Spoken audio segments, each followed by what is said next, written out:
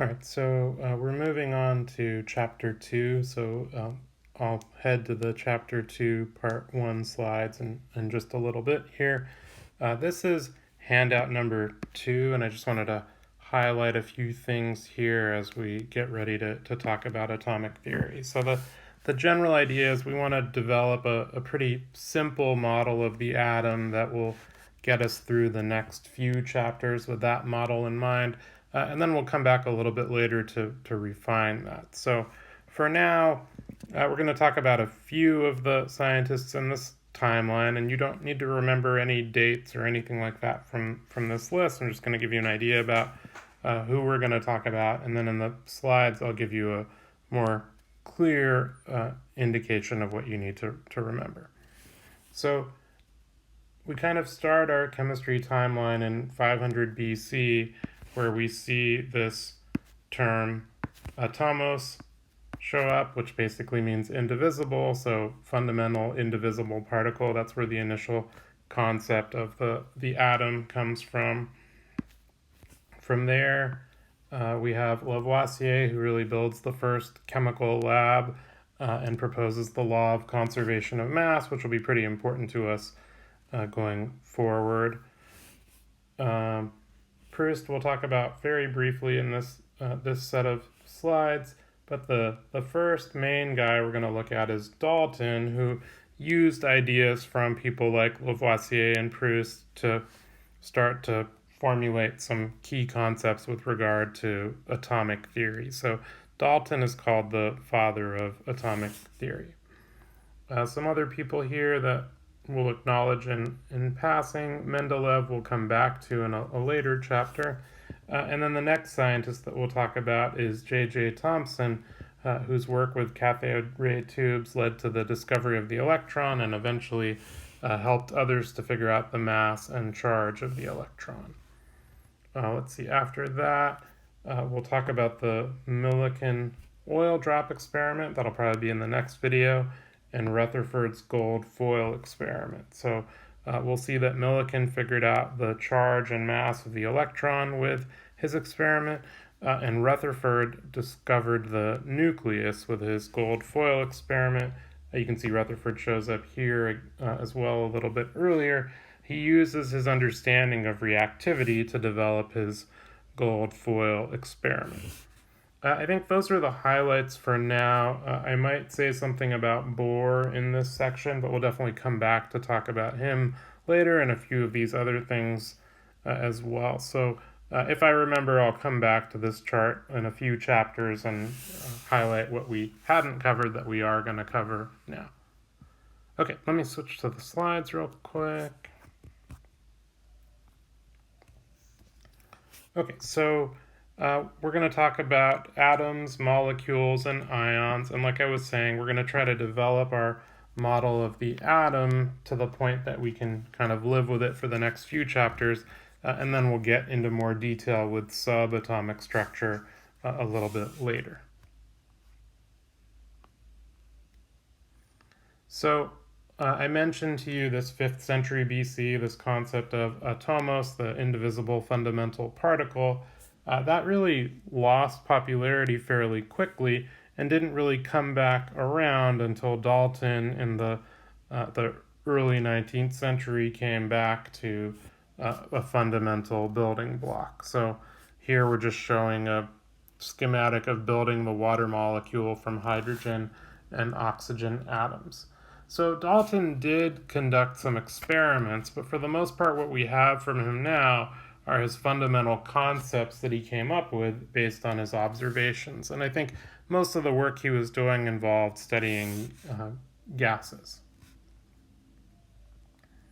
Okay, here's a good old Wikipedia picture that I found of Dalton. There's his time frame. So most of the stuff he did with regard to atomic theory was in the very early 1800s.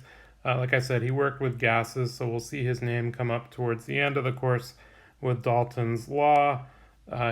He did all sorts of interesting work. I think the other place he's most commonly cited is in the study of color blindness, which is not really that closely related, but seems to be the other area that he worked in. And we'll see as a tribute to Dalton, a lot of times the AMU, the atomic mass unit, is also called a Dalton.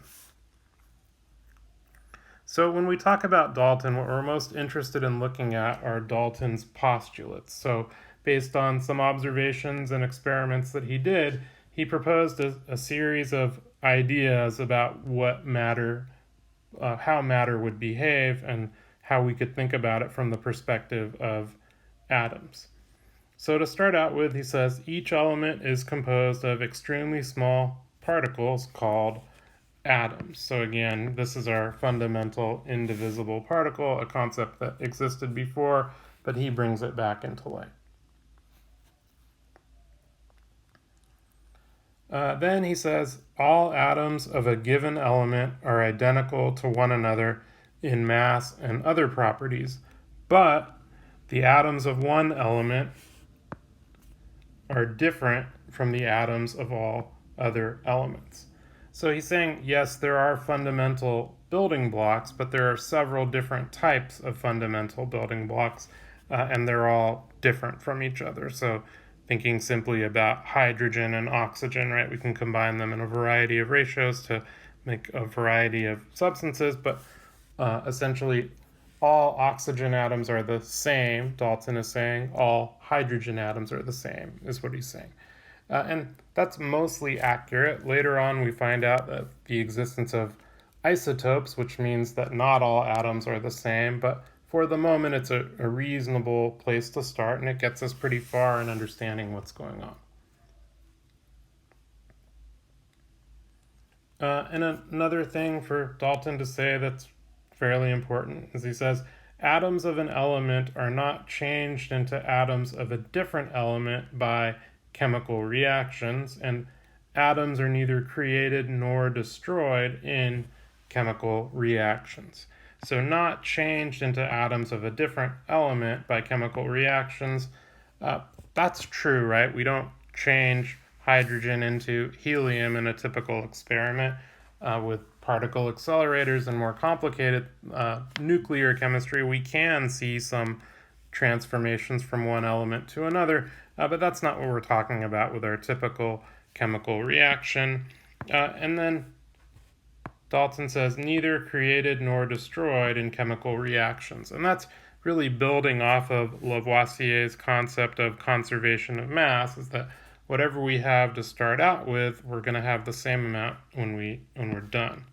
So here's a reaction we talked about in the first set of slides, right? Looking at the decomposition of water into its component parts, hydrogen and oxygen, through this electrolysis instrument.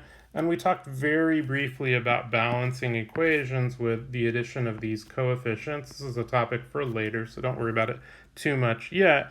But things are balanced, right? There's an equal number of each atom type on the left side of the equation as there is on the right side of the equation. Okay, now we'll get into more detail, and that starts to point us to some of his more interesting ideas. Next, Dalton says compounds, which we already talked about, right? Things that are made of more than one atom type are formed when atoms of more than one element combine.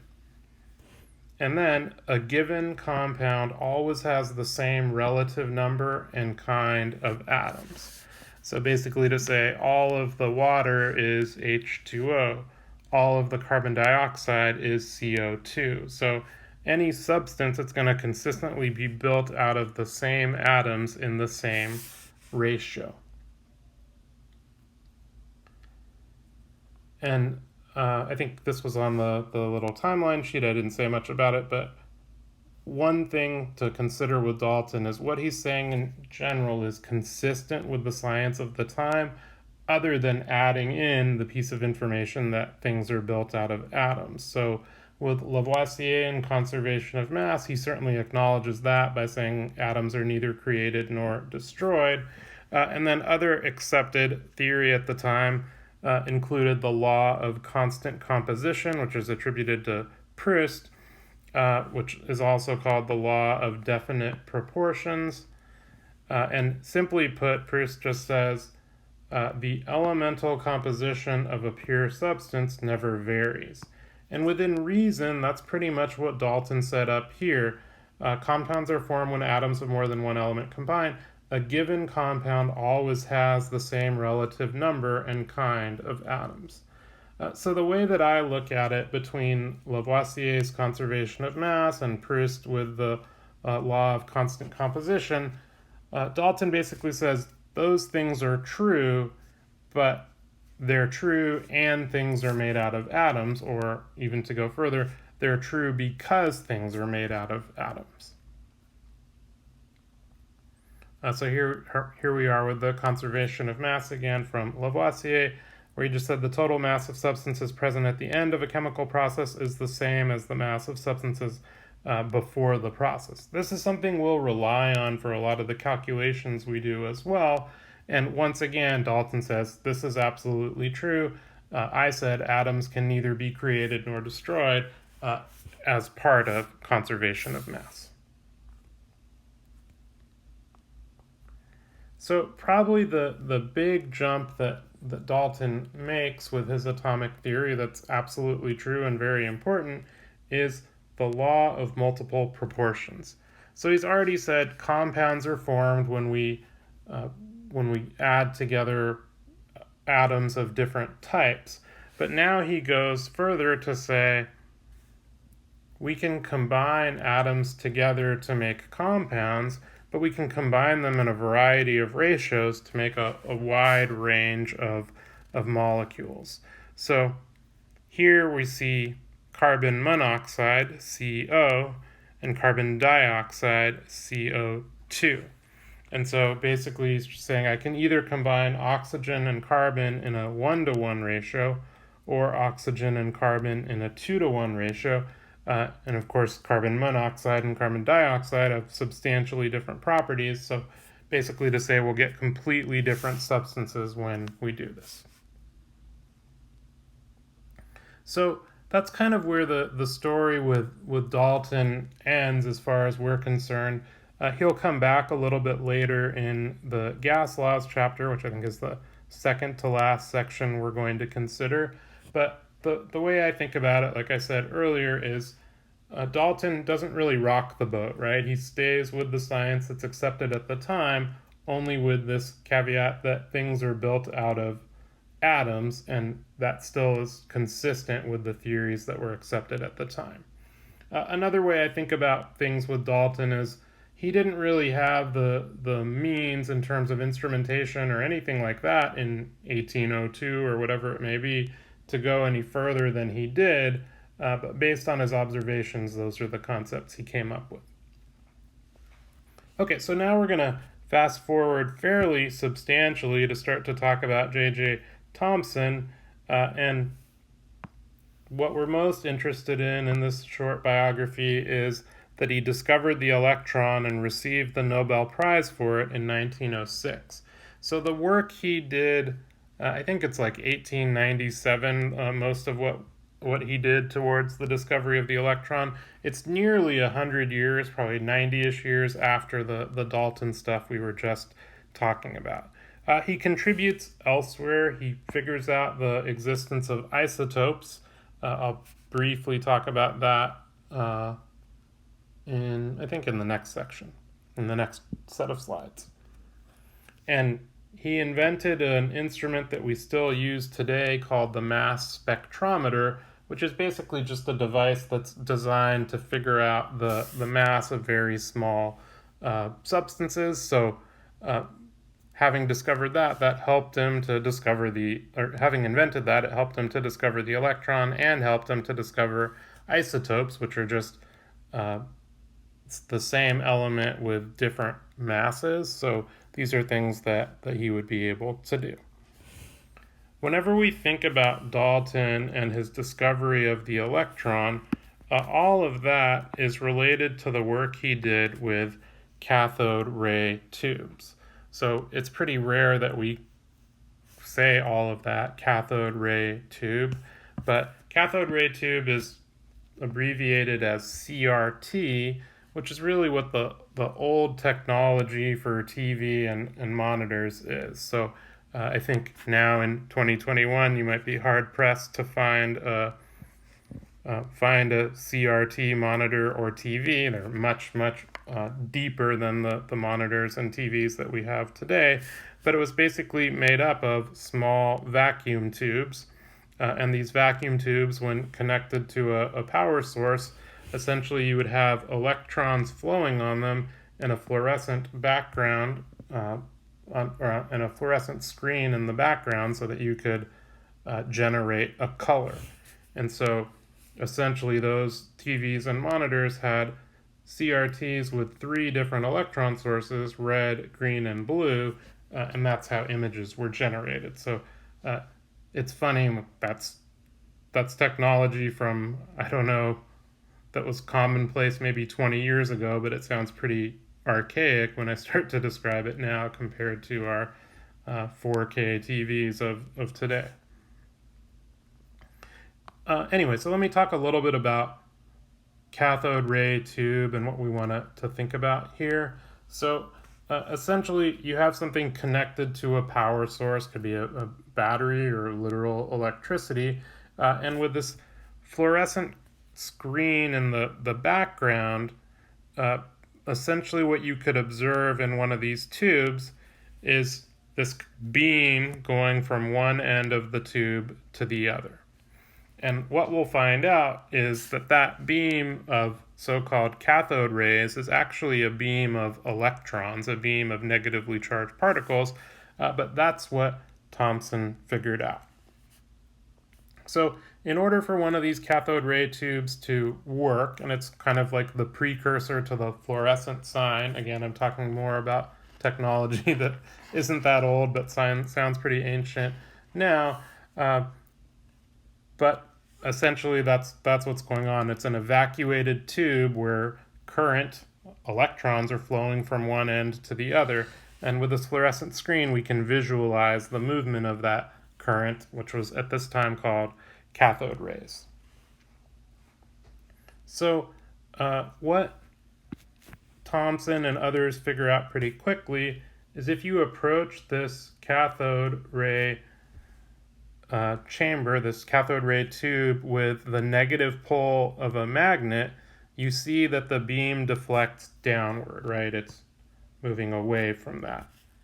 On the other side, if you switch it around and approach the cathode ray tube with the positive, it's supposed to be a plus sign, positive side of the magnet, then we see that the rays deflect upward. So immediately Thomson says the only way this makes sense is if what I'm really observing is a stream of particles. And that stream of particles has to be negatively charged based on the fact that it's repelled by the negative side of the magnet and attracted to the positive side. It turns out this was only observed when the tube was basically fully evacuated, so under vacuum, so there were no other substances to interfere with this property. So that's a big part of what Thomson did by truly evacuating the chamber. He could observe things that others hadn't at the time. All right, so here's kind of a better picture of the model of the cathode ray tube apparatus that Thomson would have been using, kind of zoomed in so we can see things a little bit better as well. Here's what we just highlighted, right? The ray bends in a magnetic field, and the ray bends toward a positive plate in an electric field. So that points us pretty clearly to the fact that whatever we're observing, these so-called cathode rays, it's made up of a stream of negatively charged particles. And then another important thing about this is that the ray is identical regardless of what metal he uses, what substance he uses as part of his cathode ray. So depending on what we used, right, that's what I was talking about for old TVs, we'd have red, green, and blue, just depending on what the source was. But that's an important point, right? If everything is acting the same regardless of the source, then Thomson concludes, I must be studying a fundamental particle if I'm observing it in all these cases. Oops, not yet. So here's what Thomson does next. So he concludes that he's kind of discovered a new particle and needs to study it a bit more. So I'm going to simplify this a reasonable amount because it involves math that we're not super concerned with trying to do, but I think that the general idea will be there. So Thomson has the ability in his cathode ray apparatus to do two things.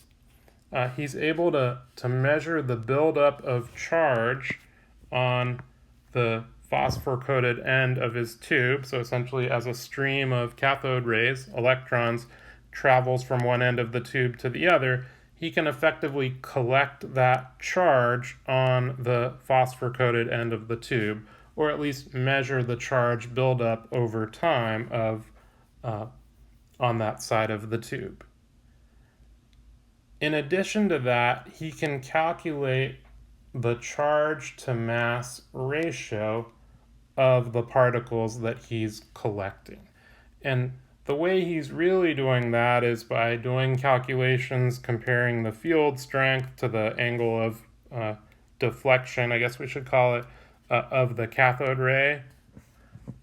But the way that I think about it is he's literally collecting electrons on this phosphor-coated end of the tube for a certain amount of time, and he can figure out for a given amount of mass buildup, this is the amount of charge buildup he observed. So that's when we say with Thomson,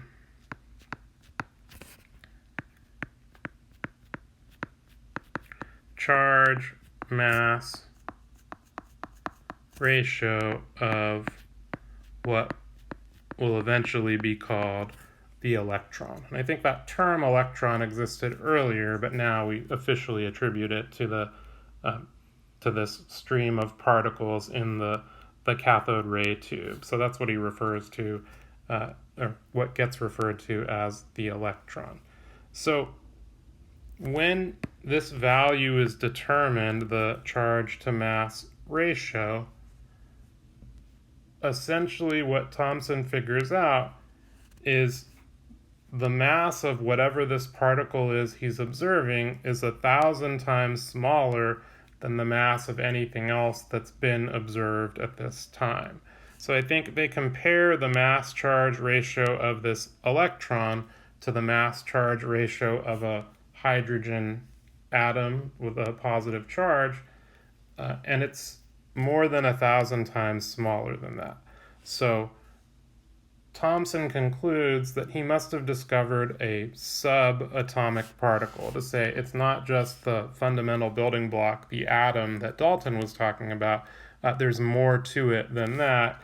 And so initially he says, well, I've discovered the component that atoms are built out of, these small, much smaller negatively charged particles. So with that in mind, we have really our first proposal of a structure of the atom with subatomic features. So not just a billiard ball, but features inside of that spherical model. And this is called the plum pudding model. In British English, I think plum pudding basically means raisin pudding. So we think about a series of these electrons, raisins, just stuck randomly in the pudding, and the pudding is made up of a dispersed positive charge spread throughout a sphere. So he essentially says there's tons of electrons kind of suspended within this almost massless positive charged sphere, and that's what's keeping those negative charges in place. So he proposes a large number of these negatively charged electrons kind of clustering in this positively charged sphere, and that's what elements are made of. That's what atoms are made of, according to Thomson. So in this model, it's primarily dead space, and within that dead space, there's just a bunch of small particles that are now referred to as electrons.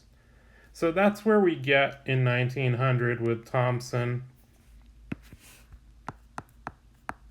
and the plum pudding model.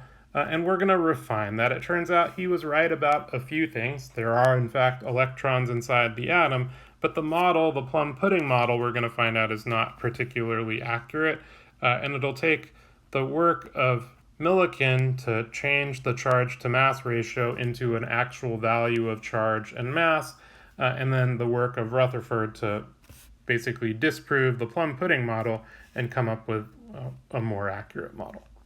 Okay, so let's go ahead and stop there with these two scientists. So we'll do Millikan and Rutherford in the next video.